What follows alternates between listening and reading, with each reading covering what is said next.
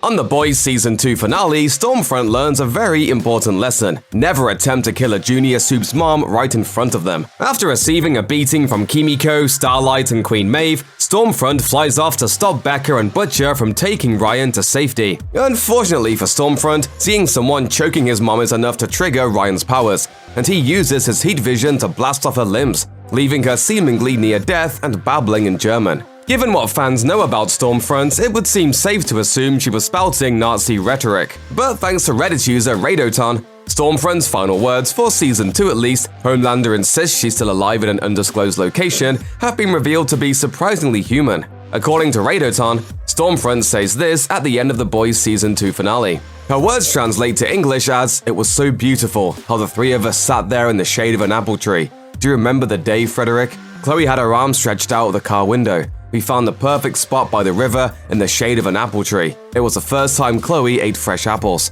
Later, when Homelander and Ryan are talking, Stormfront adds these words. In English, that means, "Was so happy, it was wonderful, I never wanted it to end." It would appear that in what Stormfront believes to be her final moments, she doesn't think back to her hateful beliefs or the atrocities that she's committed. Instead, she remembers a quiet day with her husband and daughter, and she yearns to return to what she sees as a simpler time. At first, the scene's translation may be viewed as the Boys' writers attempting to humanize a truly despicable person, but in truth, Stormfront's final words both reinforce the strong theme of family that runs throughout Season 2, and also act as a reminder of just how twisted her worldview is. Stormfront may remember an idyllic day of lounging under an apple tree as a perfect picture family moment, but in reality, she and her husband were fighting for mass genocide and hateful racist ideas. Whether she calls herself Lady Liberty or Stormfront, she can't stop trying to push an agenda of fear, death, and hatred. Right from the beginning of Season 2, she shows her hand. Stormfront wants to recreate the past, which for her means the early days of Nazi Germany. So it only makes sense that she would retreat there while in a state of shock.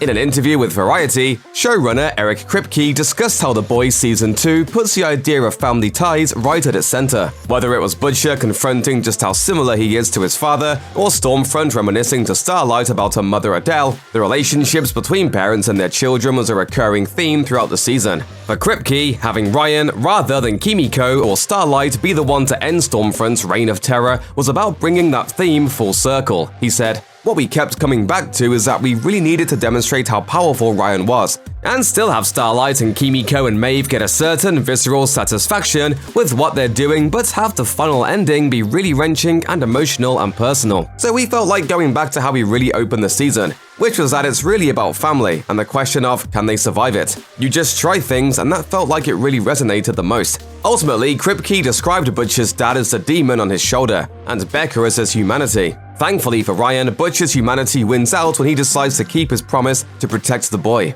For the moment, Butcher's resisting his father's legacy of violence, and he's hoping that thanks to Becca's influence, Ryan will be able to do the same where Homelander, Ryan's biological father, is concerned.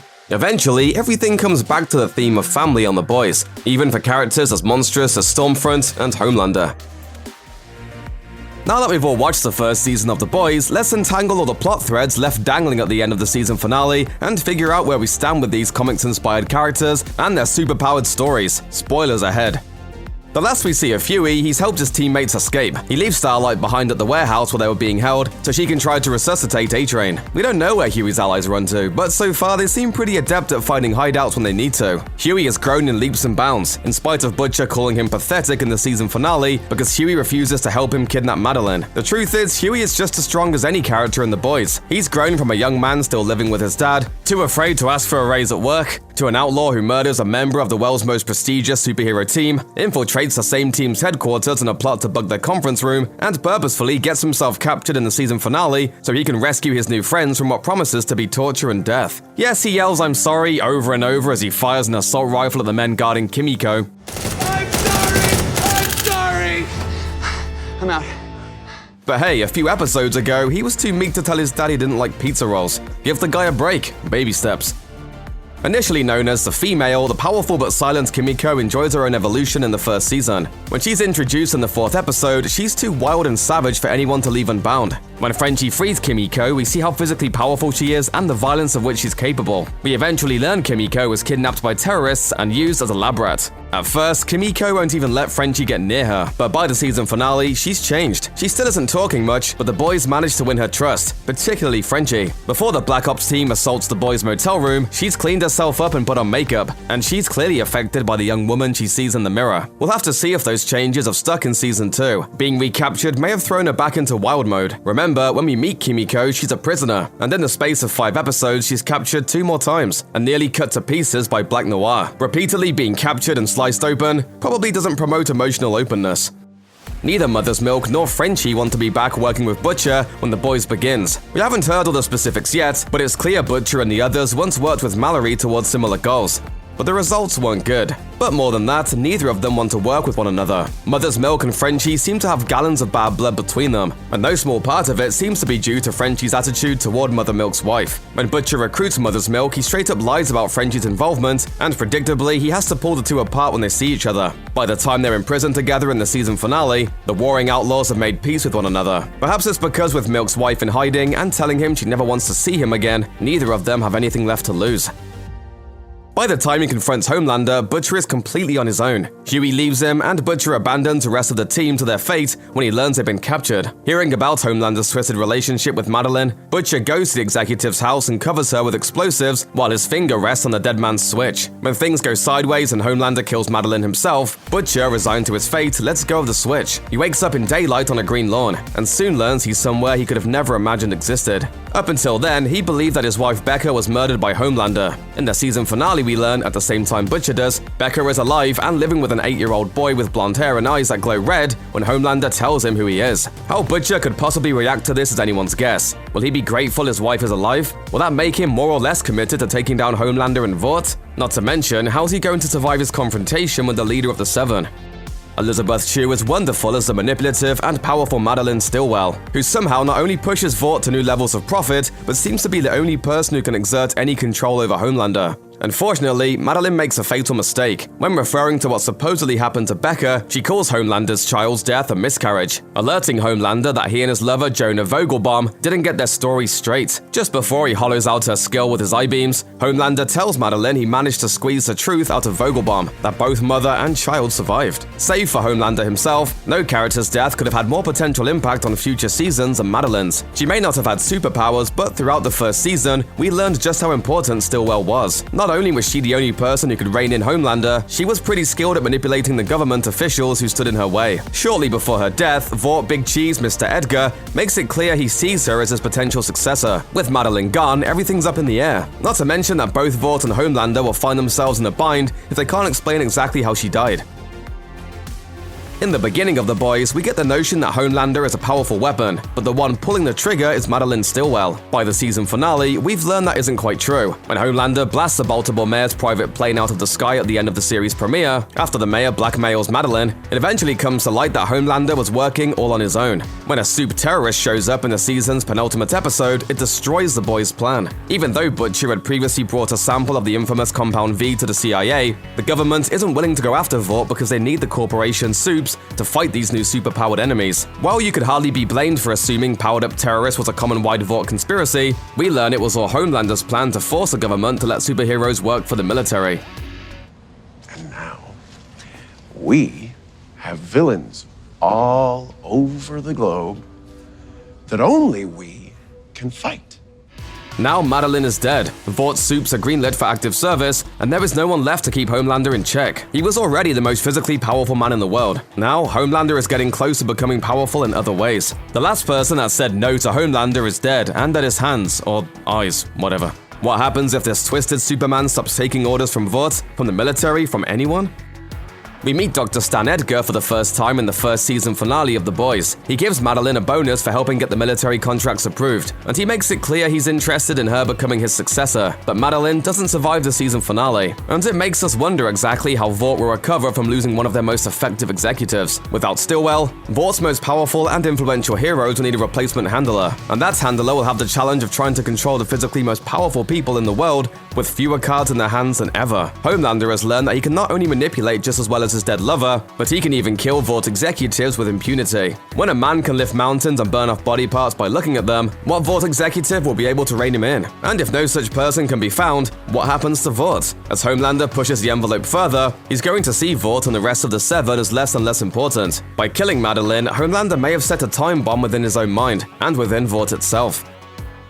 When we leave Starlight, she's acting more like an actual superhero than any other member of the Seven. A-Train would probably kill Huey, but his heart gives out from his continued use of Compound V. Even though his survival could mean her losing her spot on the team, imprisonment, or even death, Starlight is performing CPR on A-Train the last time we see her. A-Train knows Starlight helped Huey escape, and if he survives and tells Homelander, things won't go well for Starlight. There are other possibilities. A convenient, if a bit predictable outcome would be that A-Train survives but is unconscious for a long time, can't remember what happened right before his heart attack, or both. There's another potential outcome, and it depends on exactly who Starlight has become. Earlier in the episode, Starlight has a conversation with Queen Maeve, who tells Starlight she was just as idealistic when she first joined the Seven, but kept giving away pieces of herself until there was nothing left. It's a conversation that convinces Starlight to come to Huey's aid, and it's a conversation that may save A-Train's life. When Huey leaves the warehouse, Starlight could easily just stop trying to save A-Train's life. Considering what's in store for her should A-Train survive, the thought must be a tempting one. If she gives in to that temptation, she may get closer to the position Maeve has been in for years. The Wonder Woman-esque Queen Maeve is one of the most conflicted characters we meet in The Boys. She tells herself she gave up trying to be a real hero long ago, but throughout the first season we see glimpses of her desire to change. She tries and fails to get Homelander to save at least some of the passengers of the doomed Flight 37 in Episode 4. Guilt-ridden over the event, she visits her ex-girlfriend Elena, but later rebukes her. When Homelander finds out about Huey, and erroneously thinks Starlight helped him infiltrate Vought on purpose, it's Maeve who steps in and defends her. All right. You want her, you got her. She's your responsibility now. I just hope you're right about her, for both your sakes. In the season finale, when Maeve finds a drunk Starlight getting sick in the ladies' room, for the first time she shows genuine sympathy for her teammates. Maeve opens up to the younger hero and tells her that she really did care when she first joined the Seven, but years of compromise and giving away pieces of herself turned her into something else. She urges Starlight to be herself, because at least one of them should be. Whatever's coming in future seasons of The Boys, Maeve may be the key element in any struggles against Homelander. She clearly isn't ready for open revolt against a more powerful Soup, but she may very well be getting close. By the season finale, the Deep has no allies left. Homelander hates him for informing Madeline he's responsible for killing the Baltimore mayor. He's exiled to the relatively crime-free Sandusky, Ohio, after his disastrous attempt to spring a dolphin from a water park. All of this pales in comparison to the fact that he forces himself on Starlight in the premiere episode. In Sandusky, the Deep is even more useless than ever, and when word comes in that the government has greenlit Soups for military action, he assumes his time for redemption has come. But his Sandusky handler assures him Vought wants the Fishman to stay exactly where he is. When we last see the Deep, he's freeing himself from hair. First, he shaves all the hair off his chest, and next, he hesitantly buzzes all the hair from his head. So what is the Deep doing? Well, what's one of the biggest differences between a man and a fish? Hair. Perhaps this low-rent Aquaman no longer sees any options for himself on the surface world. Maybe the Deep is planning to run away to the place he's named after. He seems to have pretty stimulating conversations with doomed dolphins and grocery store lobsters, so who knows? Maybe he'll be happy. What's up, man? How'd you end up here? In the beginning of The Boys, Butcher and Huey are looking for vengeance, but by the end of the first season, it's clear their quest may eventually have a much more important goal. We now know that not only were the terrorist Soups exposed to Compound V done so just so the Seven would have an excuse to join the military, but that it was Homelander who was behind it all. By the end of The Boys' first season, the stakes have gone far beyond the profit margin of Vought or violent emotional catharsis of Butcher and Huey. Homelander is now a threat on a global level. The ragtag team of revenge seekers, mercenaries, and traumatized lab rats may be the only thing standing in the way of global annihilation. This is never gonna stop. It's just gonna be more blood and awfulness. That's the f***ing game. The Boys Season 2 was bigger, stranger, and somehow even darker than the first. Revelations about Compound V, a hip new heroine as the voice of the Seven, and closure for Billy Butcher. So how did that all shake out? Beware of huge spoilers ahead. It's been clear since the beginning of The Boys that Homelander is a dangerous sociopath with little regard for human life, a tendency to be highly manipulative, and a horrible killer temper. The question is always if he can really be kept in check, and by the end of Season 2, it looks like almost nothing about Homelander is stable anymore. Early on, his twisted relationship with Madeline was the main check on his behavior, but he ended up killing her after a perceived betrayal. In Season 2, he seems to draw strength and comfort from both Stormfront and his son Ryan, even though the boy isn't always what he hoped for.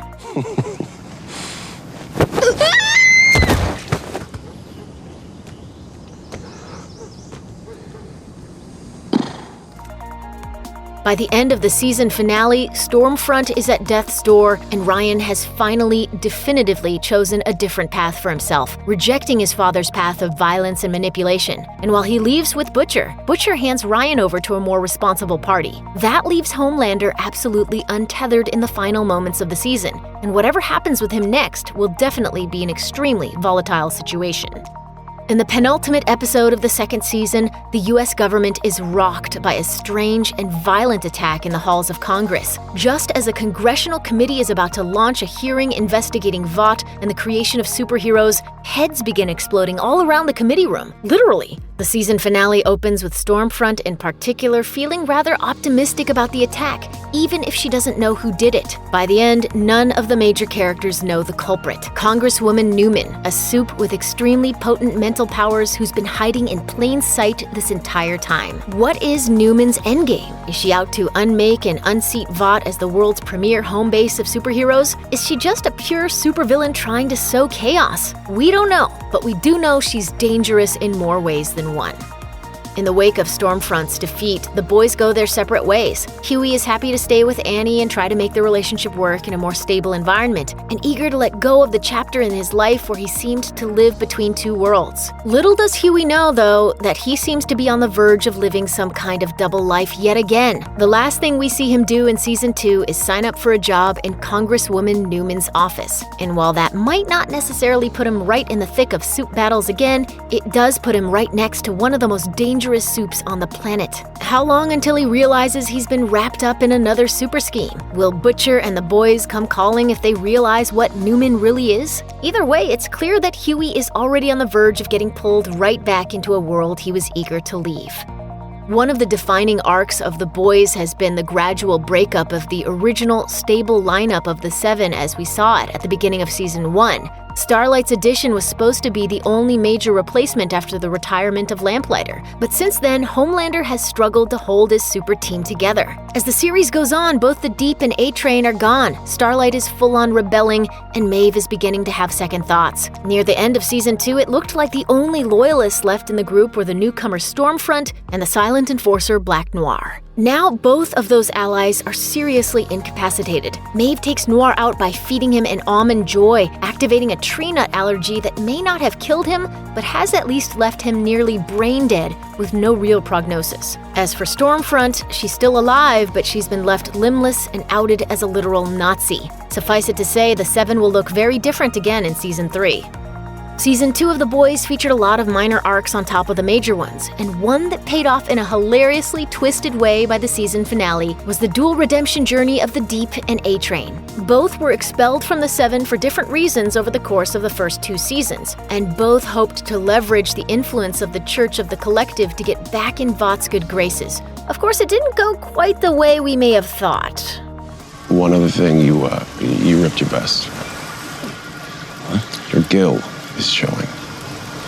Cover it up. It's disgusting. The Deep spent all season making sacrifices, changing his behavior, and doing what he was told by the Church in the hope that the Seven would see the light. Then, at the 11th hour, A-Train steals Church files on Stormfront and leaks them to the boys, getting her ousted and, by extension, impressing Church leadership and Vought with his initiative. So while A-Train is now back in the Seven, the Deep is left once again without a home base, continuing to fail no matter what he tries. When the dust settles, a lot of things are different, setting the stage for a third season that will probably be even more unpredictable than the first 2. Among the big changes, courtesy of Grace Mallory, is that the boys are free men. Because they helped take down Stormfront, all charges against them have been dropped, and they've even got the opportunity to join a newly established office to keep an eye on Soups if they want it. For now, none of the boys, with the possible exception of Huey, seem to want that job. Butcher is grieving, MM has returned to his family, and Frenchie and Kimiko are off to try and build a life together. Huey's attempt to land a job with Congresswoman Newman might get him a position in the government office eventually, but for the moment, we've seen the end of the boys, at least until another Soup threat brings them back together. In case you haven't heard, The Boys is finally back on Amazon Prime Video. That's right, the hotly anticipated second season of Amazon's hyper-violent, giddily nihilistic anti-superhero dramedy is officially underway, rolling out episodes weekly after premiering the first 3 episodes on September 4th. That means The Boys fans are finally getting a look at what's become of the show's ragtag cast in the wake of that bruising Season 1 finale. Season 1 of the satirical series ran in 2019 and proceeded to push the boundaries of abusive language, graphic violence, and shocking twists in ways no one could have anticipated. Season 2 promises more of the same, though it's also set to drop a few new faces into the action, one of which will be an electrokinetic super by the name of Stormfront. I'm the new girl. Wait, what are you talking about? Hi, I'm in the 7. Replacing Translucent. Yes, there's a pretty good chance the actor portraying Stormfront will look a bit familiar to you. Her name is Aya Cash, and she's been a legit rising star in film and television over the past decade. If Aya Cash does look familiar to you, it's likely because you're a fan of FX's anti-romantic dramedy You're the Worst. That series premiered on the cable network back in 2014 and proceeded to air for 5 seasons on FX. Over that period, You're the Worst became a bit of a cult hit for FX, serving as a hilarious, heartbreaking, and often all too real exploration of the pitfalls of relationships in the modern age. Whether in a week or 20 years, there is horrible sadness and pain coming, and we're inviting it. God, I love the way you think. Aya Cash was at the center of the action for most of the 62 episodes of You're the Worst, appearing as Gretchen, a self-obsessed music publicist and one half of the couple at the heart of the series. Gretchen meets her romantic counterpart, the equally self-obsessed writer Jimmy, played by Chris Gere, in You're the Worst pilot episode after he's been kicked out of his ex's wedding reception for causing a scene. Anyway, Gretchen and Jimmy hit it off in the parking lot, and the series charts the dramatic highs and punishing lows of their relationship moving forward. Along the way, Aya Cash more than delivered the comedic and dramatic goods as Gretchen, crafting a character as casually manipulative and preposterously self-serving as she is unexpectedly nurturing and tragically insecure. In doing so, she's also crafted one of the more memorable characters in modern television, one that rightfully served as Aya Cash's breakout role to boot. While 2019 brought a fitting end to Aya Cash's momentous run on You're the Worst, it also saw the actor land another prime gig with her FX bosses. This one cast her opposite Michelle Williams and Sam Rockwell on the cable giant's critically lauded limited series event Fosse Verdon. Fosse Verdon found Rockwell and Williams dancing into the title roles as famed choreographer/director Bob Fosse and his equally talented romantic and creative partner, the legendary Broadway star Gwen Verdon. If you're wondering where Aya Cash slots into the action, she turns up in 6 of Fosse Verdon's 8 episodes as Joan Simon, a former dancer and wife of legendary playwright Neil Simon. Joan Simon was also Gwen Verdon's closest friend and confidant until bone cancer took her life in 1973. Needless to say, such a dramatic character arc gave Aya Cash one of her juiciest roles yet. Every marriage goes through rough patches. Not yours. I threw a frozen veal chop at Neil's head last week. You may not realize it, but Aya Cash has been acting professionally since 2006, appearing on 3 different Law & Order series over the years. That being said, we're guessing most viewers first took notice of the rising star later that same year, around the time she turned up in The Wolf of Wall Street as Janet, the hilariously outspoken assistant to Leonardo DiCaprio's debauched 90s money man Jordan Belfort. Jordan! Your dad's coming. Something about the American Express bill? Can you get him out of here? Lick my No, I'm serious. Clearly, Cash has built a hefty, diverse resume, with The Boys pushing her even further into the well-deserved spotlight.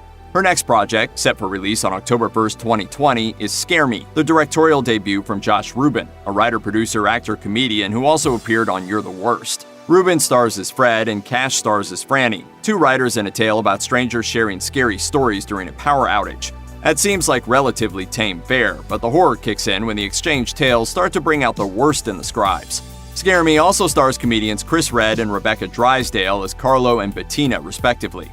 After premiering at the Sundance Film Festival in late July 2020, Scare Me will hit the Shudder streaming service on October 1st.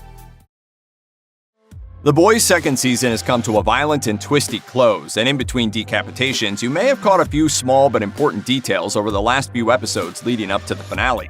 Here are a few of those details in case you missed them. No one will ever accuse Homelander of being even remotely stable, but that doesn't mean he can't unravel even more. This season has been particularly stressful for the Seven's leader as he tries to deal with issues surrounding a new team member, as well as the troubles that come with being a superhero dad, so it shouldn't be surprising that he might snap.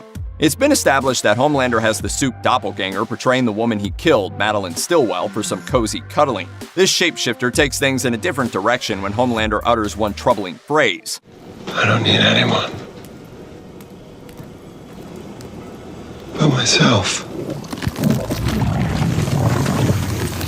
That leads into a rather awkward conversation that doesn't end well.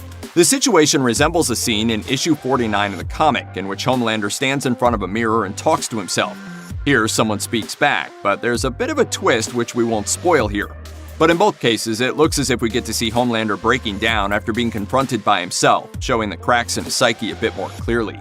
Everyone has issues with their family, but saying that about the relationship between Billy Butcher and his father may be putting it too lightly, and he's done everything he can to keep his distance. Eventually, Billy is suckered into coming to see his mother, who lies and says that his father has died. This is enough to get him there, but only to see that his dad is still alive, leading to a fight about his dead brother Lenny. Butcher's father tries to argue that the abusive patriarch's actions made him the strong man he is today. Near the end of episode 7, Butcher meets up with his mother one more time, who confirms that his father does not have long to live. Tell me when it happens. I'll on his coffin. It isn't just a funny remark or an empty promise. His father's abuse bothers young William so much that he grabs a kitchen knife with the intent to kill his old man, but Lenny stops him. Huey not only plays the same role that Lenny did as Butcher's conscience, but it's even mentioned that the two look the same, drawing more of a parallel. In the Butcher Baker Candlestick Maker miniseries that explains Butcher's past, he's looking down at the corpse of his father, going over his backstory, and when he's done, he does just what he promised.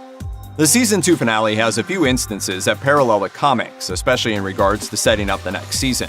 Stormfront getting beaten down and losing an eye is just one instance, but the big one has to be in the climax to the whole season. There's a lot of fighting going on in those important few minutes, and it looks like things are going to turn out even worse. But the ticking time bomb viewers were waiting for all season finally goes off with a little push, and there are some casualties. Not only is the neo-Nazi Stormfront left as a shell of her former self, but Becca is also caught in Ryan's blast. In the comics, Becca's death is a little more brutal. She's unknowingly pregnant, and the baby growing inside of her develops powers and exits the womb violently, killing Rebecca and shooting off its heat vision while flying around the room. This leaves Butcher stunned for a moment, but he ends up beating the killer baby to death with a lamp. This kind of happens in the show, too, until we learn that Becca survived a difficult birth. All that history explains why some viewers got pretty worried after seeing Butcher pick up a crowbar in the episode. Thankfully, things played out a little bit differently here, but the event was obviously emotional, and the trauma of the moment will linger with Butcher for quite some time. The Boys' lengthy 72-issue 2006 to 2012 comics run means there's plenty of lore, twists, and characters left out or remixed in the show. So in preparation for the coming season and facts that fans may be unaware of, here's a complete guide to Amazon's The Boys. The Boys, based on the comic series of the same name by Irish comic writer Garth Ennis, was adapted for the screen by veteran TV writer and showrunner Eric Kripke. Before The Boys, Kripke was most well known as the showrunner of Supernatural. At first, the two shows don't seem to have a lot in common. Supernatural revolves around monsters, religion, and other interdimensional beings, and The Boys explores the human flaws of superheroes. Still, both shows are distinctly Kripkean. Supernatural found success by poking fun at genre conventions, and The Boys is no different. The dynamic between the leads and the way each episode lovingly mocks superhero tropes are the best parts of the show. For good measure, Kripke is an enormous fan of the original comics run and its creator. In a 2019 interview, Kripke told Collider, "I'm a huge Garth Ennis fan. I'm a big fan of everything the guy writes." With a genre-tested fan at the helm, it's no surprise The Boys has been such a success. While the creator is an enormous fan of the series, Eric Kripke has also stated that not everything from the comics will make it to the small screen, which is probably for the best. Ennis's work evaluates the hypocrisy and absurdity of institutions, beliefs, and symbols that most societies hold dear, from religion to superheroes. However, Ennis often parodies these sacred ideas with extreme violence, toilet humor, and every other aspect of adult content. It's not exactly TV-friendly. In other words, there's a price to getting the comics adapted for television. The price? Whatever it is. I'll pay it. Even with the leniency a platform like Amazon provides, the comics remain far too graphic to be entirely faithfully adapted for TV. None of this is to say Kripke plans on watering down the gonzo spirit of the comics. Considering everything we saw in Season 1, from botched dolphin rescues to an invisible man getting a shocking surprise in his rear end, it seems Kripke has finally gotten to let loose. The audience's surrogate into the world of the boys is Huey Campbell, played by Jack Quaid. Huey's quest to avenge the death of his girlfriend, who was accidentally murdered by A-Train, is a core part of the show's story. While Quaid does a great job of bringing his character to life on screen, the role on paper had already been cast. When creating Huey, Ennis and illustrator Derek Robinson modeled the character off of actor Simon Pegg. While Pegg is aged out of the part he inspired, he still appears on the show as Huey's father, in a nod to the work that inspired it all.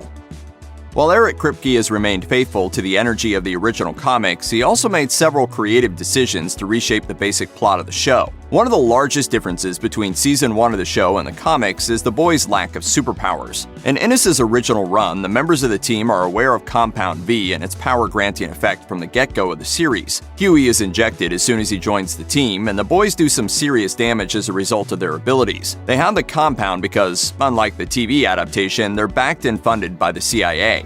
Removing that from the television show raises the stakes on the series. The superheroes they're fighting are a much bigger threat, so the audience empathizes and roots for its underdog heroes. It has also kept diehard fans of the original run on their toes, because the boys have less protection. Not to say none of the boys have power. The female, Kimiko, played by Karen Fukuhara, retains her penchant for violence, and Compound V given powers on the show as well.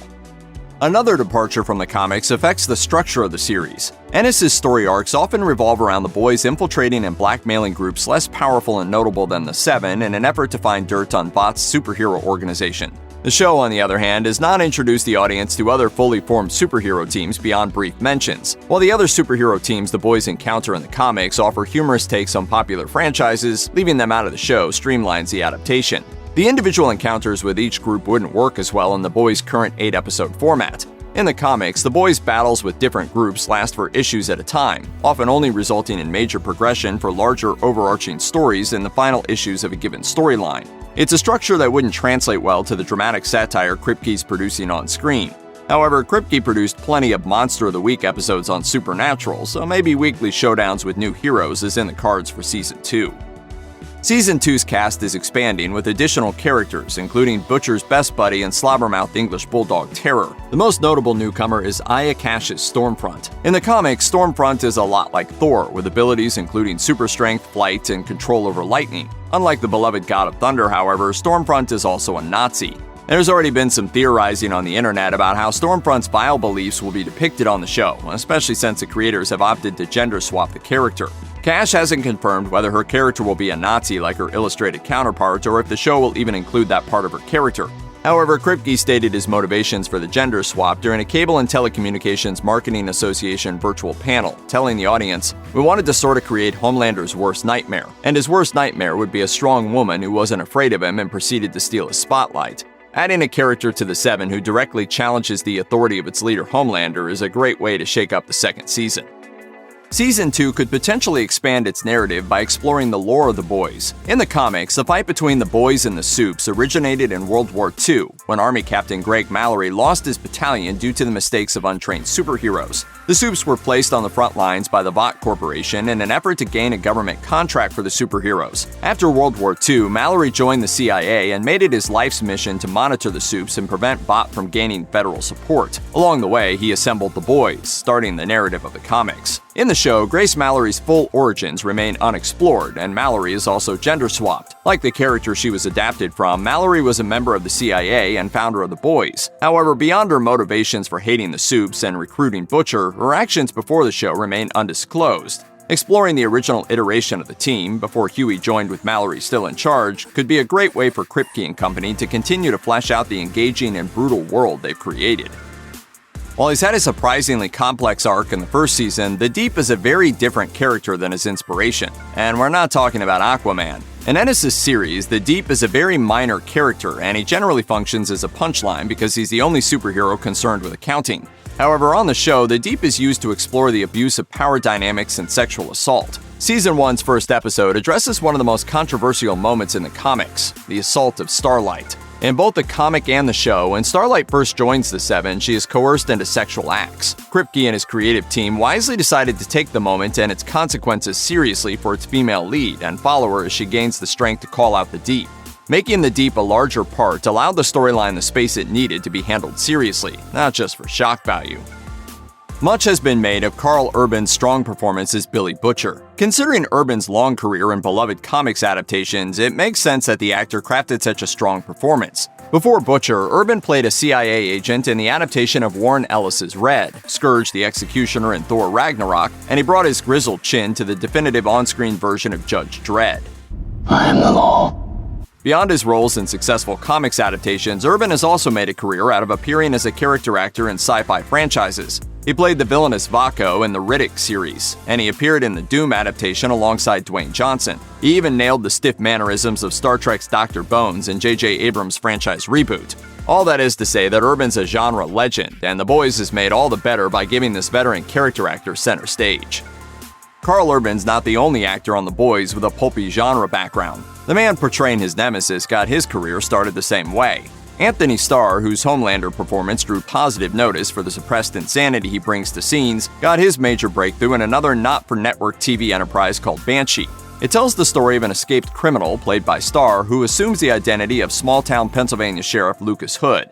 Following Hood's exploits as a criminal sheriff, it's one of the most bonkers shows ever committed to the small screen. The show delivered ludicrous storylines involving the Russian mafia, CIA, and a particularly nasty excommunicated Amish drug dealer. However, it also featured some of the best fight scenes on TV before or since, and a stellar central performance from Starr, who wisely chose to play Hood against type.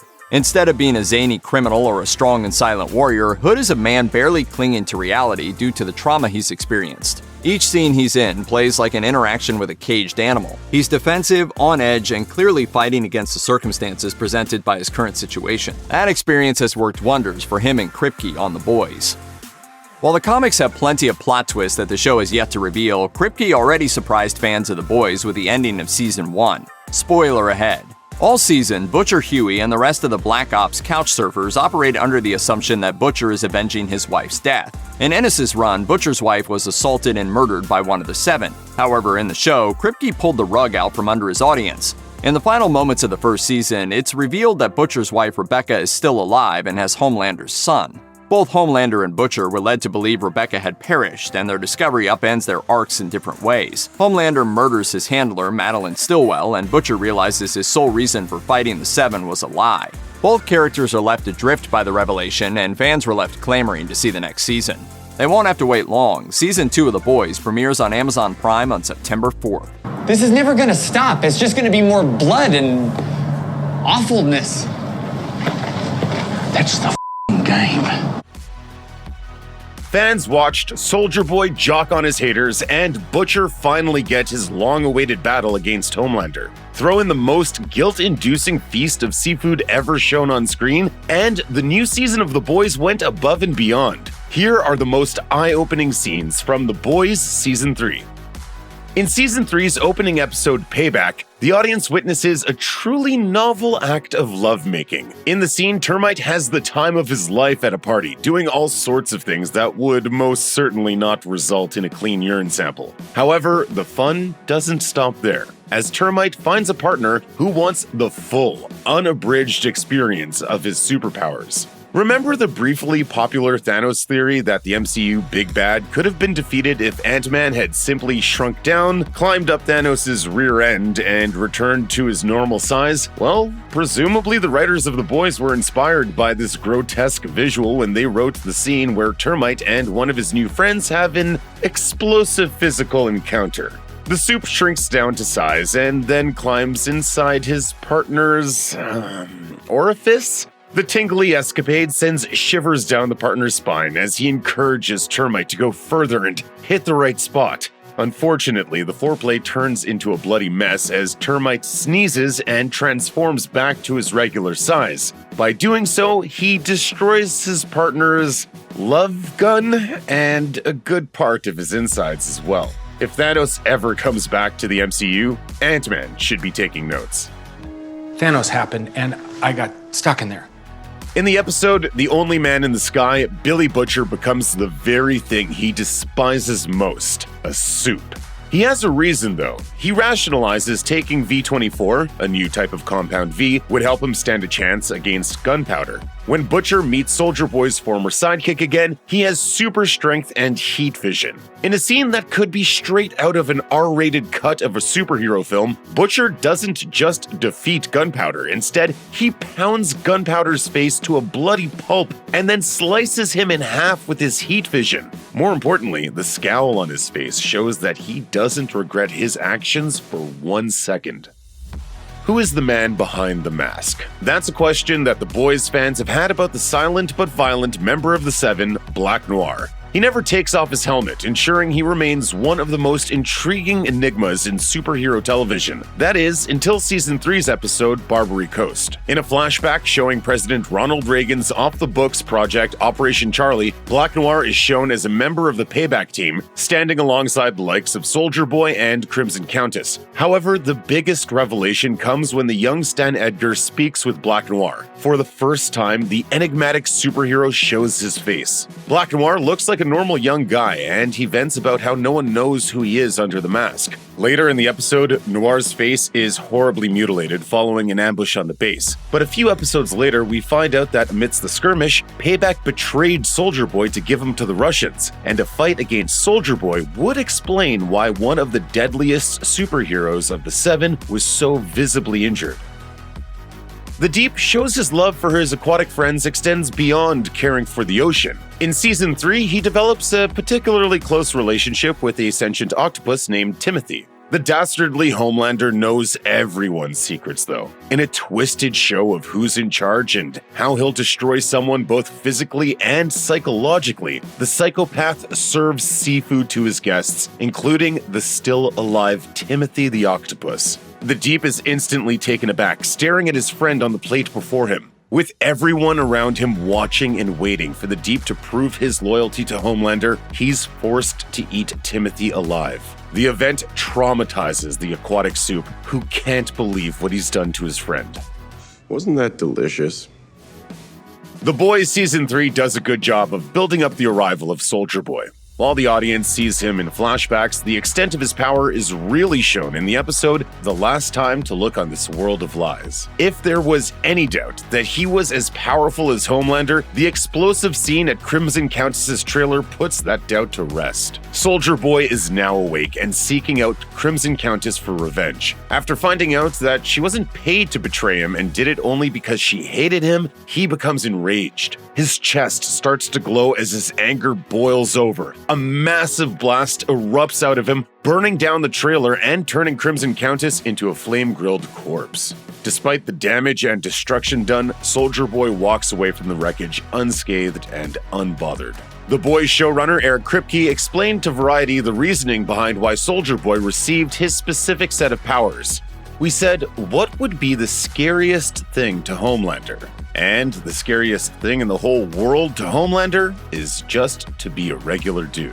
So giving Soldier Boy these blasts of sort of radioactive, walking Chernobyl power that are frying the compound V out of Soup's systems is going to make him very, very scary to Homelander. A-Train experiences a topsy-turvy arc in The Boys Season 3. He has moments when one believes he may see the light and turn his back on Homelander, but there are plenty of occasions that remind us he still has a long way to go on the road toward redemption. One of his most important scenes in Season 3 involves him gaining revenge on the racist Soup Bluehawk, who viciously assaulted and crippled his brother Nathan earlier in the season. At the Herogasm event, A-Train confronts his brother's attacker. An exchange briefly takes place before A-Train grabs hold of Bluehawk and dishes out punishment. He speeds through the streets, dragging his adversary across the asphalt, giving him a serious exfoliation treatment. Unsurprisingly, Bluehawk is nothing more than roadkill by the end of this super speed sprint. A-Train's vengeance isn't without consequence though, as he suffers a heart attack in the middle of the street after using his powers. And in a sick twist of fate, he now has the heart of Bluehawk. Literally. Since The Boys debuted on Amazon, fans have waited for the inevitable clash between Butcher and Homelander. Unfortunately, everyone knows that Homelander's powers, coupled with his psychopathic nature, give him the advantage in almost every situation. In Season 3, however, Butcher has an ace up his sleeve. In fairness, it's actually two. The first is V-24, the new compound which gives him temporary superpowers and evens the playing field. Oi.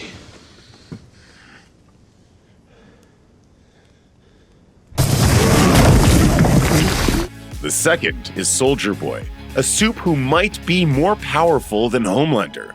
In the episode Herogasm, Butcher and Homelander finally get to slug it out. Butcher, though, doesn't come alone. With the help of Soldier Boy and Huey, they subdue Homelander and nearly destroy him before he escapes in the nick of time.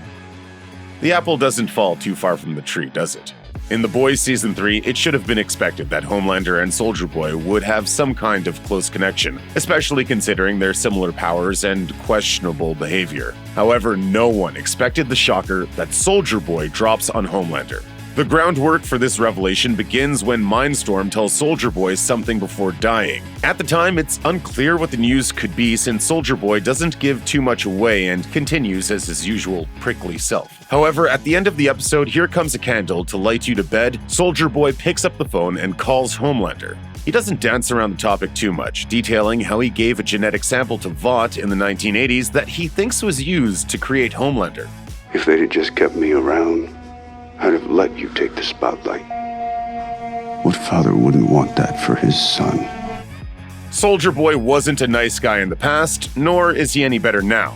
While Butcher believed he could use him as a weapon to exterminate Homelander once and for all, he and the rest of the boys quickly discover that he has no intentions of becoming a hero. Instead, he's ready for carnage and destruction, much like his test tube bouncing baby boy. In the finale of The Boys Season 3, everyone needs to work together to put a stop to this Captain America wannabe. The Last Stand sees Mother's Milk, Butcher, and Starlight using everything they've got against Soldier Boy. One-on-one, it is shown that they can't take him down or even compete against him, but they have a chance as a team.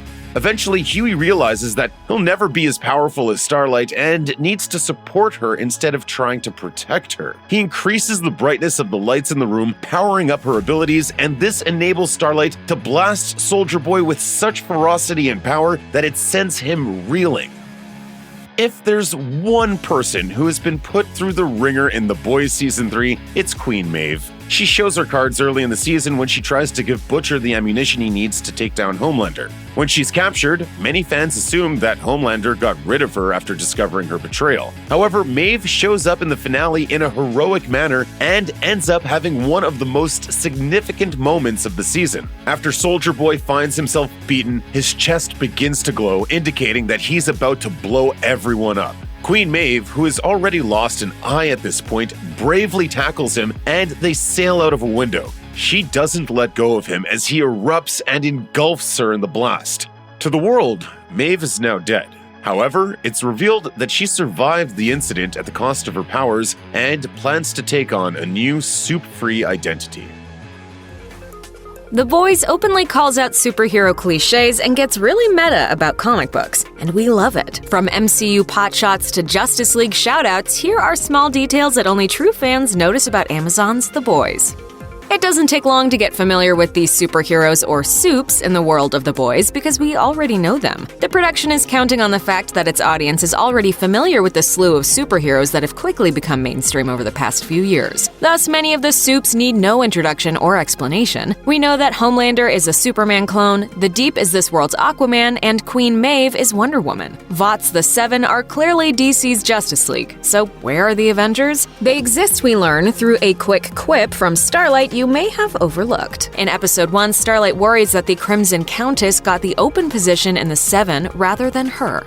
Besides, Countess probably got it. She's so good. The Crimson Countess is a member of the Avengers-esque superhero team called Payback, and she's an obvious riff on Scarlet Witch, the vision-loving Avenger played by Elizabeth Olsen.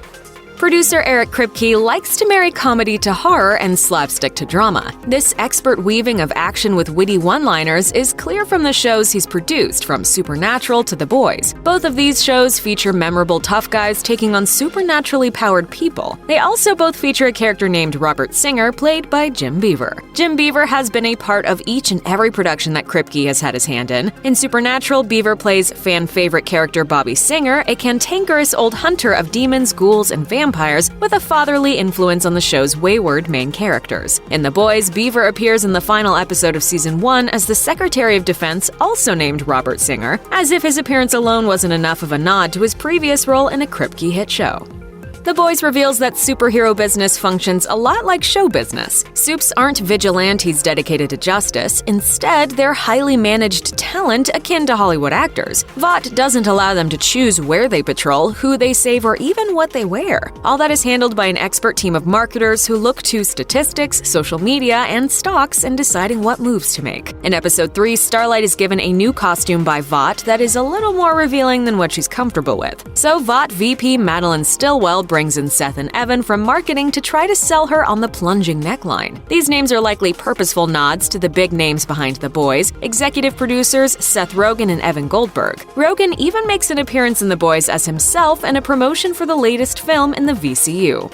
We learn in Episode 6 that Huey wasn't the only person adversely affected by the superpowers of Supes, as Billy Butcher brings him to an Association of Collateral Damage Survivors meeting. In a setup that looks a lot like an Alcoholics Anonymous meeting, survivors recount their rescues gone wrong and bad encounters with Supes. The wheelchair-bound woman talking as they come in says that she wishes that a Supe named Tech Knight would have been a little more gentle with her spine. In the comics, Tech Knight is a kind of mashup between Batman and Iron Man. He has a mansion, a butler, and a secret cave. However, he also flies around in a super-powered metal suit and has an uncontrollable libido that causes chaos for Team Payback. When it comes to this survivor of collateral damage, it's possible that this is a dark reference to what happened with Rhodey in the MCU, as he was shot out of the sky and crippled in Captain America Civil War, leading him to wearing high-tech leg braces. And sure, Vision is the one who shot Rhodey down, but ultimately it was Iron Man's fault.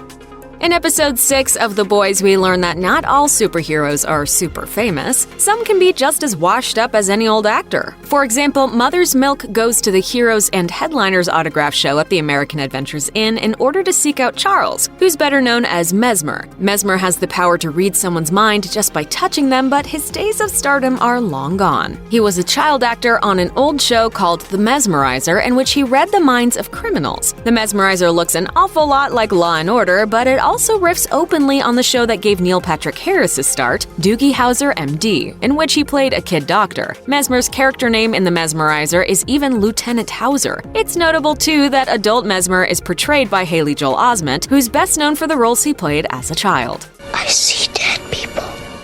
In Episode 3 of The Boys, we learn who the fastest man alive really is, sort of. Rumors had been going around that Shockwave was actually faster than the Seven's A-Train, whose only power is speed. But when the two race, A-Train ultimately cheats by using a performance-enhancing super drug, because being slower than Shockwave would mean that his place in the Seven would come into question. After all, why would the best of the best have the second fastest man alive? This amazing race is a reference to the many races that the Flash and Superman have in the comics to see who was truly the speediest speedster. Most recently, this friendly rivalry was featured as a mid-credits scene in the Justice League movie, with the Flash and Superman getting ready to race to the coast. Superman jokes that the stakes are high. But if I win, you're off the team.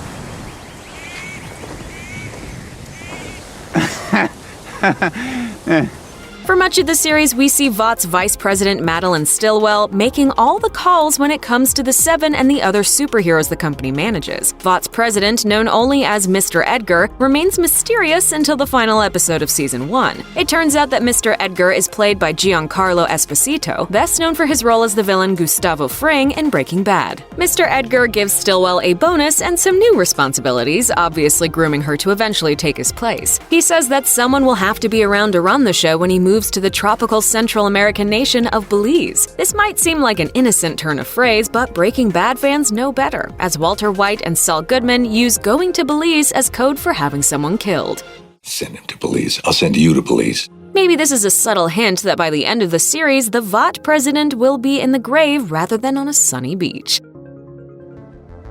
Climactic battles, guts, gore, and head-popping antics all mark an over-the-top season of The Boys. And what exactly is a hero-gasm? This is everything you need to know about the ending of The Boys Season 3.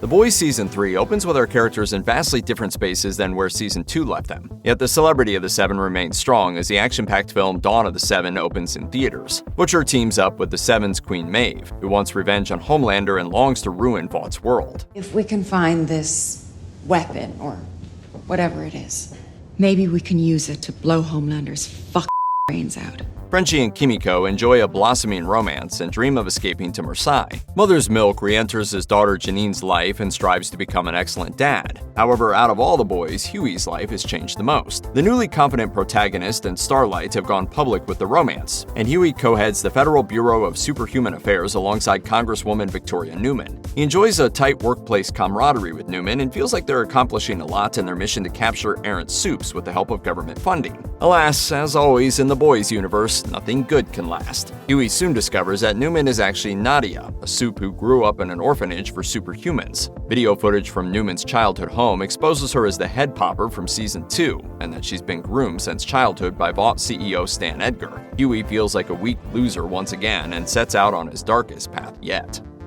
Annie Starlight January remains the only known soup with entirely pure motives. Starlight yearns to change the Seven from the inside until she realizes how fruitless that mission is. She sees the psychotic nature of Homelander growing more threatening, and she's scared. Alas, Huey tells Starlight she needs to continue her tenure in the Seven until they can figure out a way to kill the leader of the Seven. When Starlight and Homelander attend a meeting with Stan Edgar, he informs them that Starlight's popularity points are up, while Homelander's have plummeted. This has the unsurprising consequence that the already threatening stance Homelander has towards Starlight grows fiercer and more ominous. Edgar tells Starlight that she will become the first ever female co-captain of the Seven. She fears what Homelander will do to her and must figure out a way to harness her newfound corporate power to take the psychopath down before it's too late. Starlight recruits new Seven member and former boy band superstar Supersonic to help her fight Homelander, but has to learn to stand tall in the face of her mounting fears. Starlight's new role as co-captain of the Seven presents many obstacles on her Season 3 journey. In The Boys Season 3, Homelander finds the public tides turning against him for the first time. As Stormfront's Nazi past is exposed, Homelander is forced to explain his relationship with her, exposing cracks in his veneer. Homelander's narcissism soars in Season 3 too, as he sees the weaknesses of the other members of the Seven as a reflection of himself. He attempts to demean Starlight by demanding that she sing a Marilyn Monroe-style happy birthday to him on his televised birthday special, and is incensed when she refuses. Homelander hasn't dealt with rejection before, and secretly it's his greatest fear. Head Soup falls into a dark space when Stormfront kills herself. He realizes he didn't buy into her plan of building a master race because he is the master race in his mind. Homelander believes he's better than anyone else. When Starlight leaks a damning video of Homelander on social media, he decides to drop his good guy charade. He reveals the true disdain he holds for people, and gains fans in the worst of humanity who feel represented by him. Not just like the rest of you. I'm stronger, I'm smarter, I'm better. Homelander no longer has a reason to hold his darkest self back. Anthony Starr plays Homelander with a subtle malevolence that gives the character authentic humanity, making him truly terrifying. For characters like Butcher and Huey, the introduction of a 24-hour temporary compound V serum proves to be a game-changer. Queen Maeve secretly gives a few vials of the superhuman serum to Butcher, in case he needs to use it against Homelander. Temp V causes a user to develop temporary superpowers that wane within a day of the drug's injection. While the initial high of Temp V allows for superhuman strength and other powers, the detrimental side effects are equally as strong. Butcher initially hesitates to use the drug, but eventually succumbs to its lure, as does Huey. Ultimately, Butcher and Huey both become hooked. The two experience horrific hangovers and personality changes after using Temp V, and soon discover that prolonged use of the drug will kill them. Temp V opens up a plethora of storyline possibilities and may play a pivotal role in future seasons. By the season's end, the prolonged negative effects of the superhuman drug become apparent for Butcher. Season 3 of The Boys ushers in the long-anticipated arrival of Jensen Ackles as Soldier Boy. Ackles plays Soldier Boy with sarcastic bad boy appeal, sans a good heart beating underneath. You should smile more. I bet it's a beautiful smile. Once the greatest soup in the world, Soldier Boy was the leader of a mega soup team called Payback. The group included Future 7 member Black Noir, Soldier Boy's lover Crimson Countess, and Gunpowder, among others. The world believes Soldier Boy died in 1984 while saving the world from nuclear annihilation. The truth is far more dark and complicated. Billy Butcher thinks the chemical that killed Soldier Boy may be the only weapon that can end Homelander. His crew attempts to steal it from a clandestine Russian lab, only to find a very much alive Soldier Boy imprisoned in suspended animation. After Butcher and Huey take Temp V, they free Soldier Boy and recruit him to help them kill Homelander. However, the team quickly learns that Soldier Boy is as psychopathic as their nemesis. Yet, the radioactive superhero can render another suit powerless by blasting them with his energy, so the boys need him to take down the Seven. Alas, Mother's Milk has personal reasons to want Soldier Boy dead, and once again the group breaks apart. Huey and Butcher accompany Soldier Boy as he locates his former Payback teammates. The suit makes up for lost time by ingesting hardcore drugs and reminiscing about his heyday. Season 3 of The Boys may introduce us to new characters, but the corruption in the new soups mirrors that of those we already know. Through almost 40 years of torture at the hands of the Russians, Soldier Boy discovers that his former Payback team betrayed him. In 1984 Nicaragua, the team is sent by Vought to help new CIA agent Grace Mallory in the historical Contra battle against the Sandinistas. This is a fictionalized version of the battle that sparked the real-world Iran-Contra affair scandal involving Oliver North. Crimson Countess, the woman Soldier Boy once loved, quickly hatches a plan to hand Soldier Boy over to the Russians during the height of the battle. The entire Payback team is in on the plan, and Soldier Boy has nearly 4 decades to plot his revenge. Soldier Boy won't rest until he can torture and murder his traitorous team. The betrayal by the members of Payback, not to mention Soldier Boy's egomaniacal personality, once again proves even the best soups in history were terrible people. Butcher and Huey set up Crimson Countess by trapping her in the trailer where she now lives to make her easy prey. The Countess seems to have a part-time porn site where she communicates with Seth Rogen in a humorous cameo appearance. The Countess is also a fierce advocate for chimps and has released the sappy ballad Chimps Don't Cry in their honor. You know that chimps are physically incapable of crying. But that doesn't mean they're not crying on the inside. The rest of the Payback team proves easy for Soldier Boy to track down. In Episode 6, an exclusive soup event called Herogasm occurs, and it is exactly what the name implies, an invite-only festival of debauchery for soups. Wait, is this... This is Herogasm. The event, hosted by the TNT twins Tessa and Tommy, former members of Payback and middle-aged siblings with vague powers, gives us a visual of the insane sexual appetite soups have. Soldier Boy, Huey, and Butcher head to Herogasm to kill the twins, but Starlight shows up with Mother's Milk to stop them. Suffering from PTSD, Soldier Boy is unable to focus his radioactive energy and ends up killing or grievously injuring a myriad of soups. The build-up to the Season 3 finale really starts here as character arcs and storylines begin to converge. Homelander shows up to battle Soldier Boy and openly expresses fear for the first time. Starlight publicly quits the Seven and shows true bravery by attempting to stand up to Soldier Boy. She livestreams a video where she calls out most soups for only caring about themselves. We're looking at a new Starlight and she is fierce. The pieces continue to fall into place for a final showdown between the good and bad guys. Any glimmer of hope we held for the redemption of A-Train gets knocked to the curb in The Boys Season 3. Unable to run due to his addiction to Compound V, which causes heart issues, the fastest superhero decides to rebrand himself. A-Train commandeers his race to promote a self-serving and tone-deaf brand of energy drink, Turbo. In a mockery of the infamous 2017 Kendall Jenner Pepsi commercial, A-Train stars in an ad where protesters and police unite to gulp down his new soda. When A-Train decides to confront a C-list Vought soup named Blue Hawk for his racist patrolling of New Jersey, a tragedy ensues that leaves his brother Nathan paralyzed from the waist down. A-Train manipulates the events of the tragedy to serve himself, and when given a chance to do the right thing, he fails. Although he suffers constant abuse at the hands of Homelander and the Deep, A-Train continues to seek their approval and betrays others to get back into Homelander's good graces. A-Train thinks he cares about others, but focuses on what will benefit him alone. If Season 2 of The Boys brought us relationship goals to aspire to through Frenchie and Kimiko, then Season 3 solidifies the depth and authenticity of their romance. The love that Frenchie and Kimiko share grows as they become more vulnerable with each other. Although Kimiko still can't speak, the first episode of Season 3 showcases her singing voice as the former weapon of the Shining Light Liberation Army belts out "Dream a Little Dream." Music provides a healing outlet for Kimiko. She and Frenchie often snuggle up to watch old musicals, and the two are showcased in a phenomenal musical dance number. Kimiko realizes she blamed Compound V for making her a monster, but in reality, it's her lifelong conditioning by the Shining Light Liberation Army and personal choices that caused her to become a killing machine. In the season finale, Kimiko tells a downtrodden Frenchie that their past doesn't define them. She She thought she would always be broken, but that Frenchie saw something in her, and she sees it in him.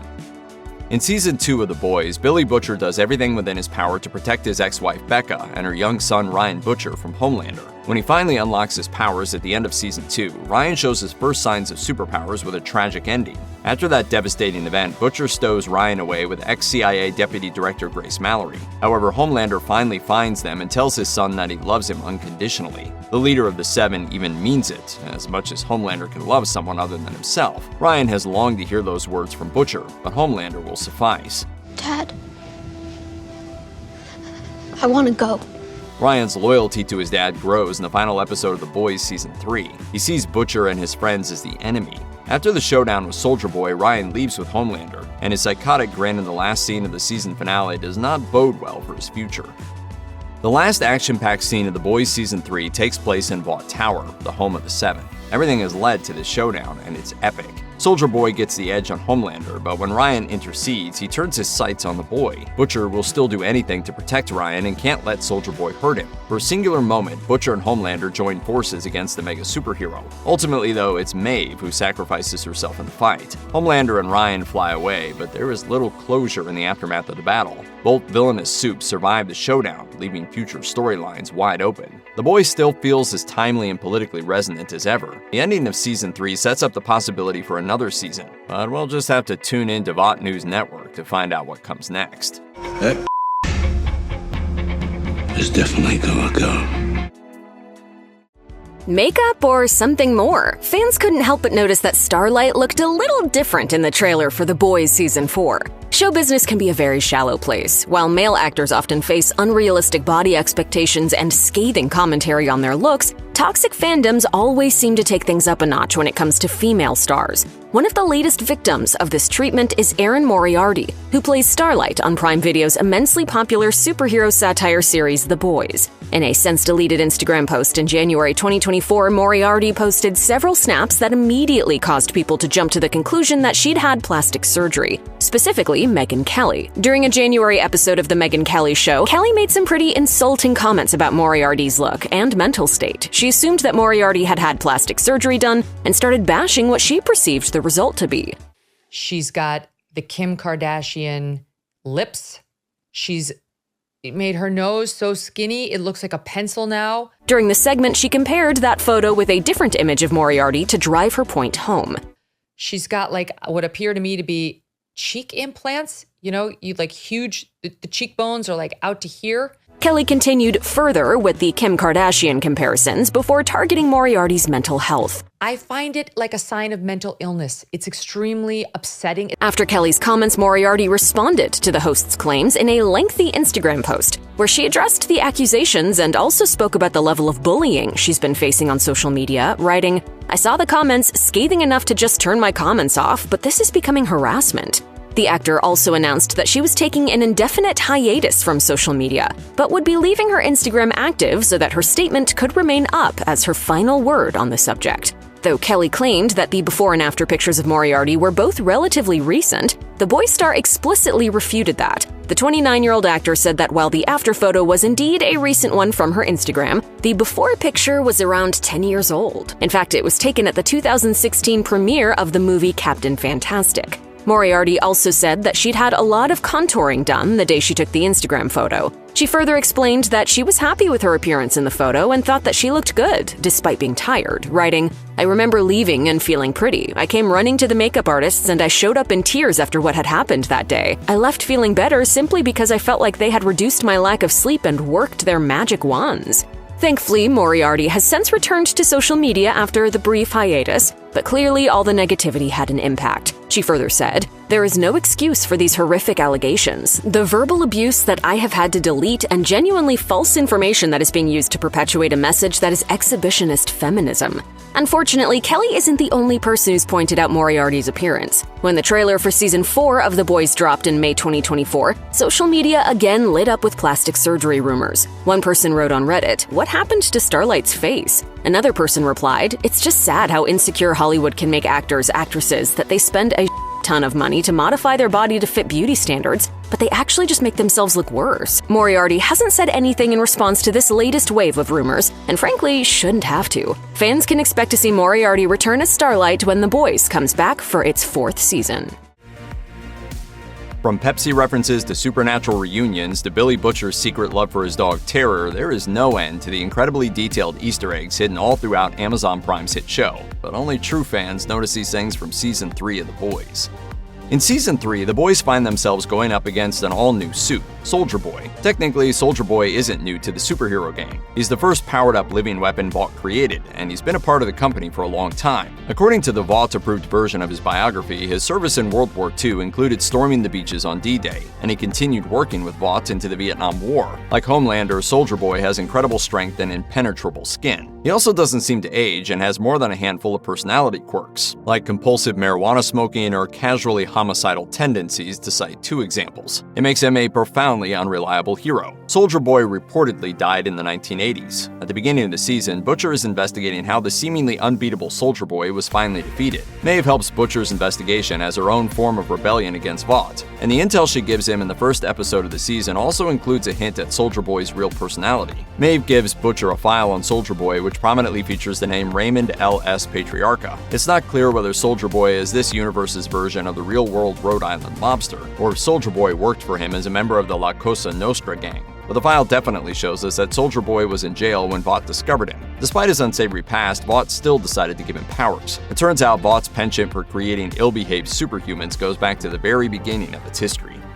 To outsiders, Billy Joel's music probably seems like a bizarre pairing with the extra raunchy, hyper-violent content of The Boys, but the Piano Man is intimately connected with the show. In the very first episode of The Boys, Huey and his girlfriend Robin are having an intense debate about the merits of Billy Joel's music when A-Train kills her. That incident might have changed Huey's relationship with his favorite recording artist, but it also marks the beginning of some great needle drops in the Amazon Prime series. Season 2 features multiple Billy Joel songs, and the artist was excited enough to tweet his support for the show. The connection continues into Season 3, but this time the music is even more thematically appropriate. Uptown Girl plays in the first episode of the season over a montage of Huey's near-perfect life with Annie and working for the Federal Bureau of Superhuman Affairs. The song marks a new high point for Huey, but it also comes back over the episode's credits just after Huey discovers that his boss is the head-popping Soup who first begins terrorizing people back in Season 2. Huey might love some Billy Joel, but the music isn't always a good omen for his immediate future.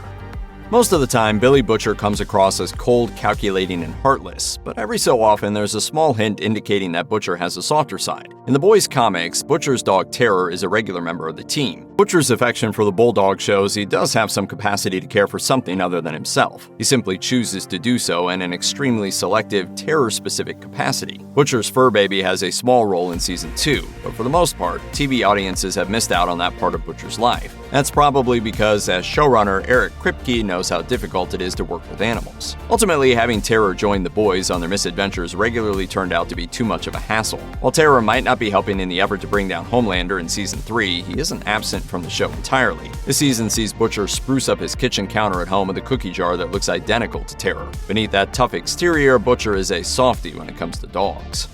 TV shows cost millions of dollars to put together, and raising that kind of money can be a real challenge. Most shows, and even movies, tend to include some product placement to pay the bills. Even though Amazon certainly isn't hurting for money, The Boys has done the same. Seeing real-world products in a fictional universe can sometimes feel jarring, but The Boys has been able to include products in a way that fits into the story in a more or less natural way. In Season 3, Huey and Annie's relationship is going better than ever, but it's not completely smooth sailing. Shortly after Homelander reveals that he killed Supersonic, Huey has his own bombshell to drop on Annie, so he decides to soften the blow with some candy and White Claw. Whether or not the brand name boozy seltzer seems out of place is up for debate, but the candy, Almond Joy, Charleston Chew, and Bit-O Honey, actually has real significance to the in-show history of The Boys. During Season 2, when Huey and Annie start building their relationship, he finds out that those are her favorite kinds of candy. At the time, Huey calls out Annie's taste.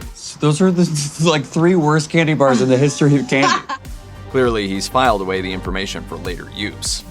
There have always been clear parallels between Vought in the world of The Boys and Disney. Both companies have histories that go back to the early 20th century, and both function as massive entertainment companies that also pursue numerous side projects in the form of corporate subsidiaries. In Season 3, the Vought-Disney associations become even more heavy-handed, and not just because we see much more of Payback, the series' original in-universe answer to the Avengers, than usual. Vaughtland is exactly what you'd expect from an alternate reality Disneyland. Kimiko and Frenchie have to make their way through a section of the park called Brave Maeve's Inclusive Kingdom, and their walk is packed with hilarious details. Clearly, Vought is capitalizing on Maeve's identity in a way only a soulless mega conglomerate can. They also scramble to make the public forget about the literal Nazi who occupied a prominent and influential position in the Seven until very recently. On top of ridiculous caricatures of Vought heroes and an unbelievable amount of rainbow flags, the Inclusive Kingdom also has some searing jabs at corporate appropriation of social justice issues. Kimiko and Frenchie walk past food vendors like BLM BLTs, Woke Walk, and a Mexican food stand with a menu that includes systemically oppressed tacos. Vought isn't going to lose out on marketing opportunities, no matter how shameless they are.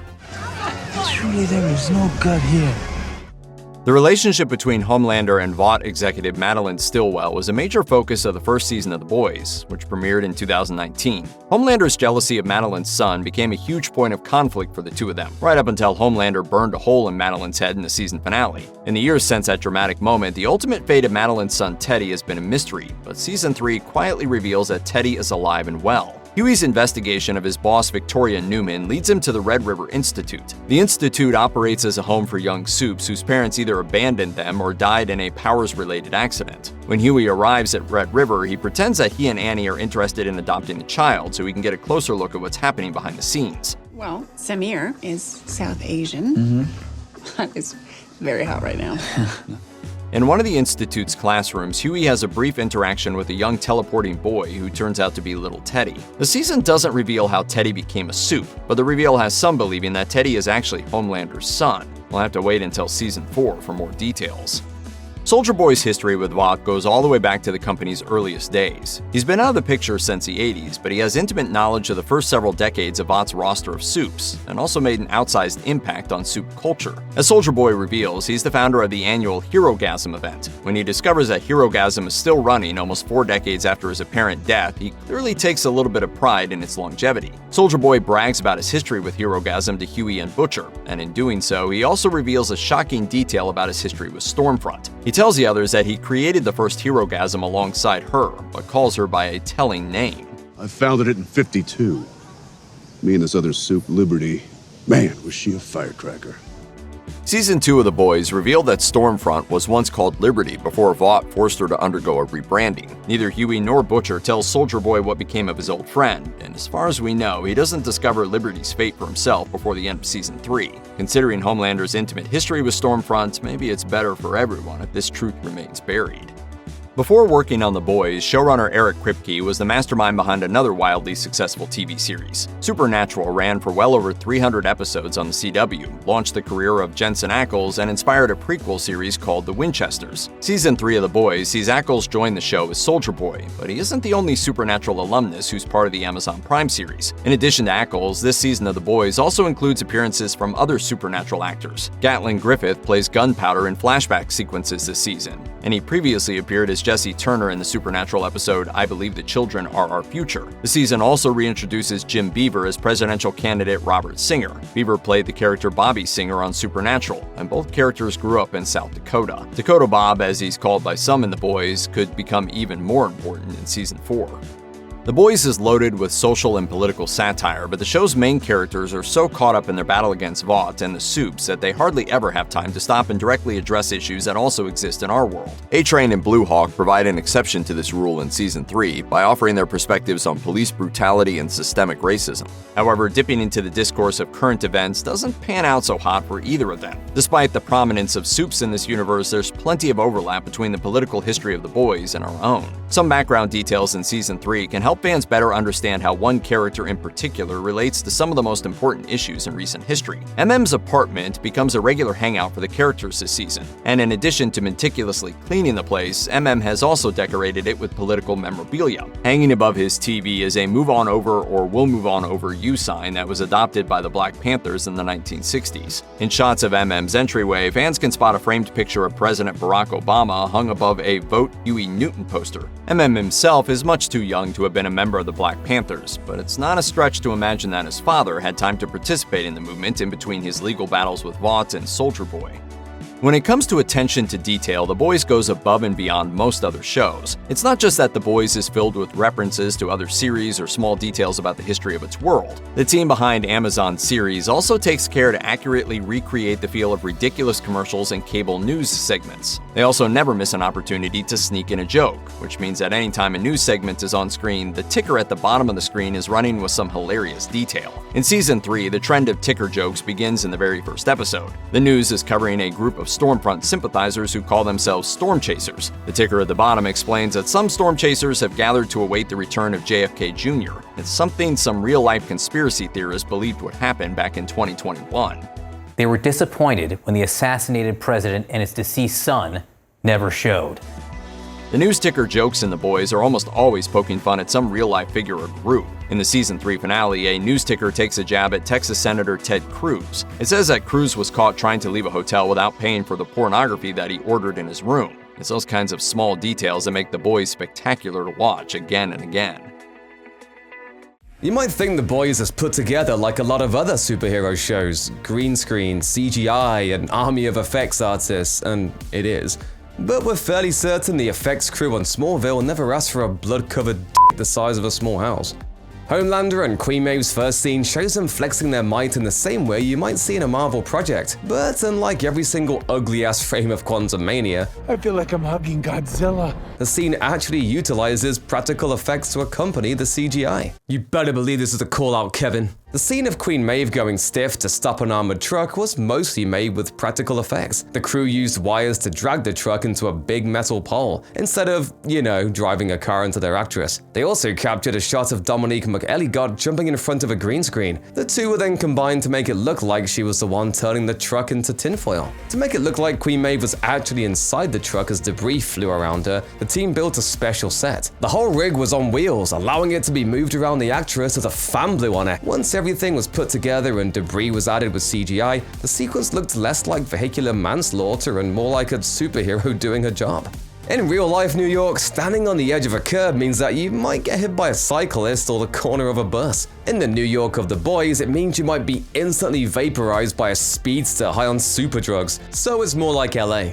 My deepest condolences to Robin Ward's family. If Robin's never turned into human spaghetti sauce, The Boys would be a show about a reasonably happy retail worker living in a world that's slightly more interesting than our own. I'd like to make an appointment for you to come over and lay some cable.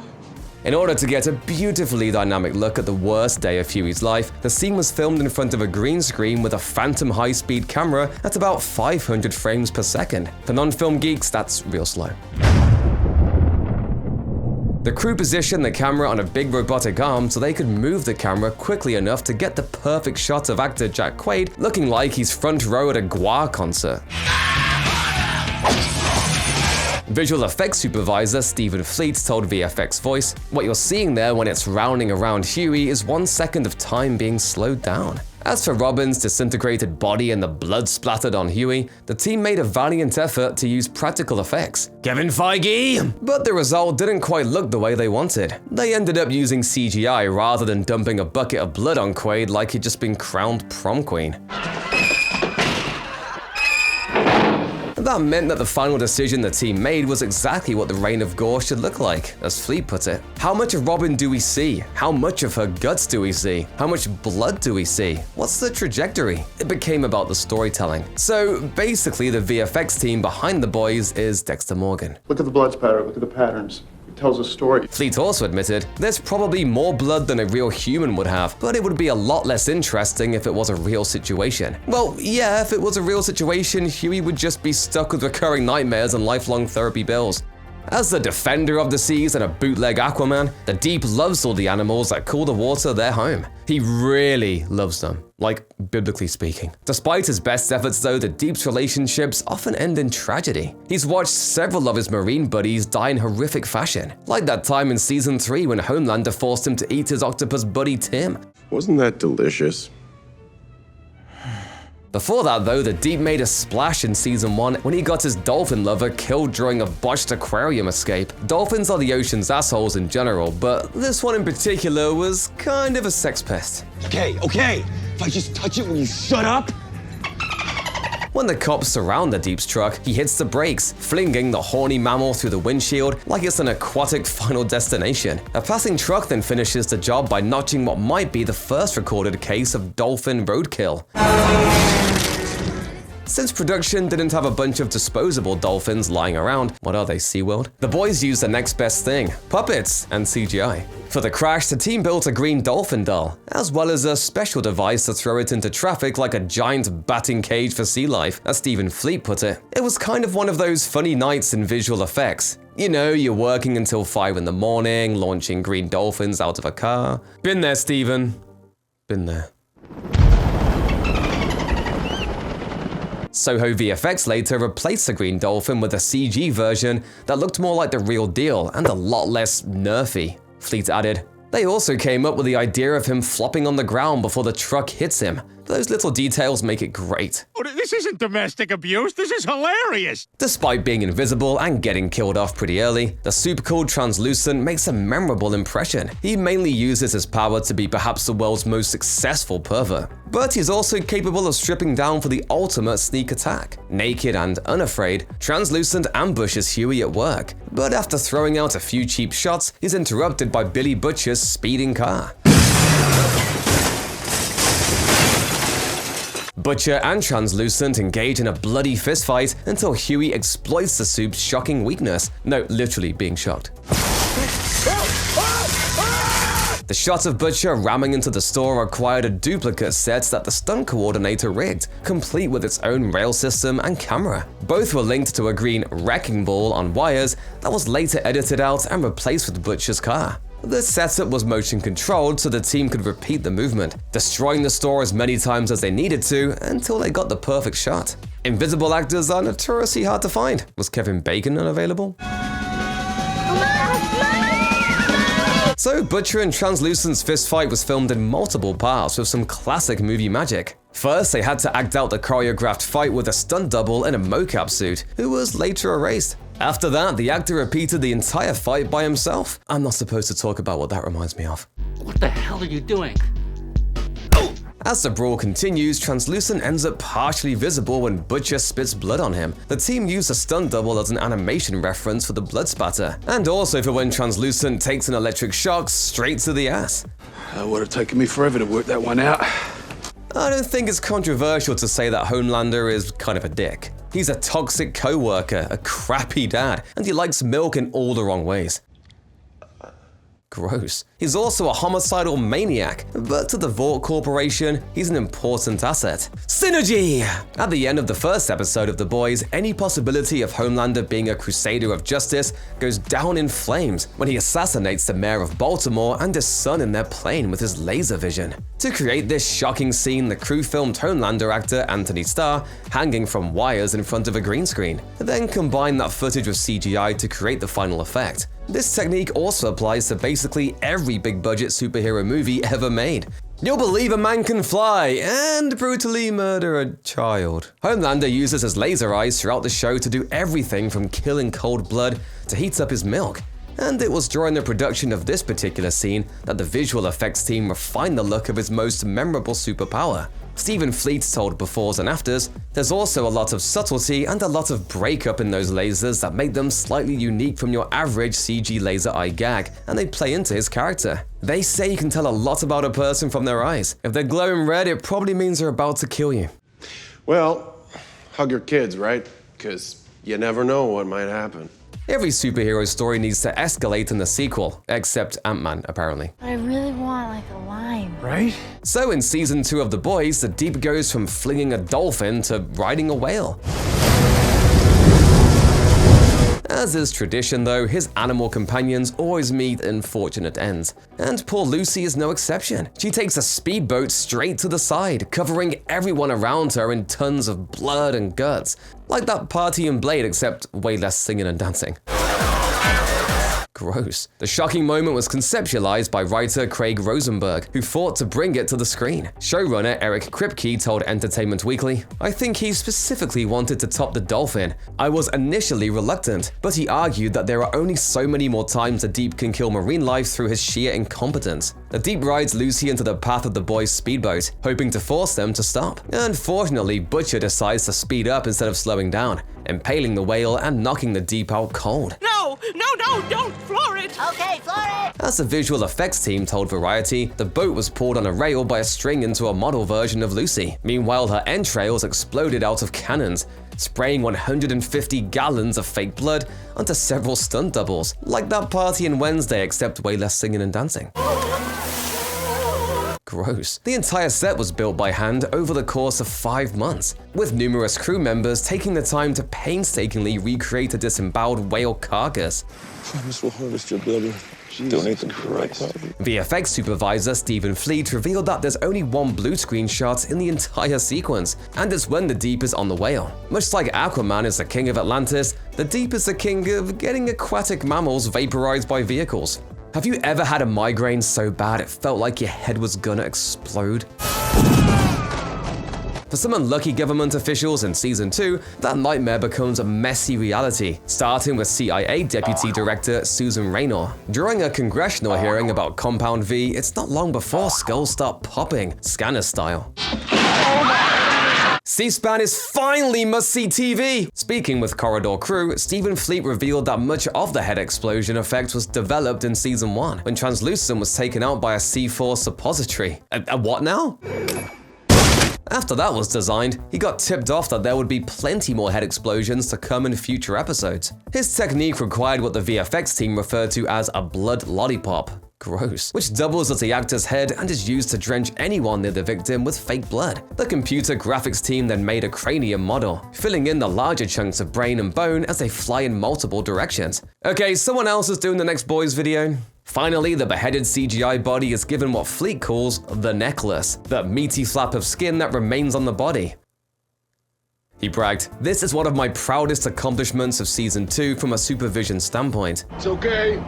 Just admiring the shape of your skull. This confirms what most people already knew. The Boys is a show for sickos by sickos. In Season 3 of The Boys, it seems like the crew are finally going to find their ultimate weapon in the fight against Homelander. To their surprise, the weapon they discover is the powerful and problematic World War II hero known as Soldier Boy. You help me find the rest of my team, and I'll help you with this Homelander. With a patriotic name and the ability to level buildings with radioactive bursts, Soldier Boy is basically Captain America with a personality disorder and a nuke in his chest. He's also high out of his mind. In other words, this is the only guy on Earth who could feasibly take on Homelander, and fans couldn't wait to see it. You think you look strong? You're wearing a cape. Knock it! The big battle finally took place late in Season 3, interrupting Herogasm, which is a massive superhero orgy. It's an intense brawl that interrupts some of the craziest sex acts you've ever seen, which is either a good thing or a bad thing depending on what you're into. But Soldier Boy doesn't fight Homelander alone. Huey and Butcher lend a hand, high on their own supply of Temp V. Stunt coordinator John Koyama took the lead in bringing to life a superhero fight for the ages. Stephen Fleet told Befores and Afters, "He'd film it like a full-on movie. He'll shoot coverage, he'd send edits, he'd get notes. I think he did 12 to 16 versions of that sequence alone before we even filmed it. Many of the stunts involved a collection of wires and green screens, and the gaps were filled with computer graphics. The most challenging part of the sequence was, quote, getting that iconic shot of Butcher and Homelander hitting each other with lasers and finding the right balance between making it that thing that everybody knows in movies where two lasers hit each other, but not making it over the top because, well, that's not our show." As one of the boys' only good guy characters, Starlight's ability to project light couldn't be more symbolic. I am so sorry. Are you alright? But bringing her powers to life takes a lot more than just setting off some fireworks. A Season 1 showdown with A-Train took the VFX house Framestore 8 several intense weeks of work. In an interview with Den of Geek, Framestore executive producer Christopher Gray revealed the real-world science behind the Shining soup's powers. He explained, "We looked at a thing called femtophotography, which is like a way of visualizing photons." He referred to a TED Talk which describes the imaging as visualizing the world at 1 trillion frames per second. For non-science geeks, that's real slow. It's the tech you need to make the only camera fast enough to put A-Train in prison for exploding Huey's girlfriend. One of the boys' strangest turns is when Black Noir has visions of obscene cartoons committing shocking acts of violence to help him dig up repressed memories. The cartoon sequences were a fan-favorite addition to the series, but developing the hybrid scenes was a complicated process. There have been vast advancements in this type of technology since Michael Jordan and Bugs Bunny made out. The development and animation of the cartoon characters was done by 6 Point Harness and Team In Between. Stephen Fleet told Befores and Afters, "On set we made cutouts to scale of the characters. All of them! I mean, my office was filled with cutouts of these cartoon characters. We would juggle popping them into frame for reference, lineup, sometimes even acting out character motions. I'm sure there's some really goofy dailies out there that someone could use to embarrass us. Hopefully it stays locked down because you definitely don't want footage out there of you doing this."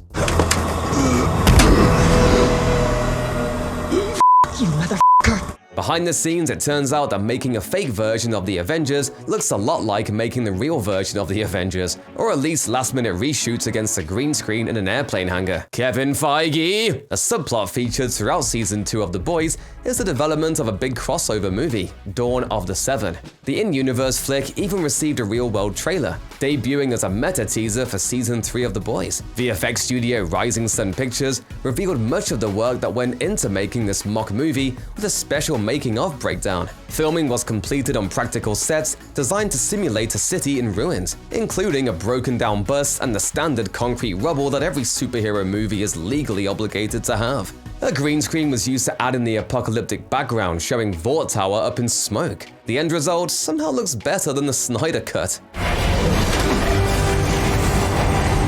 You're welcome.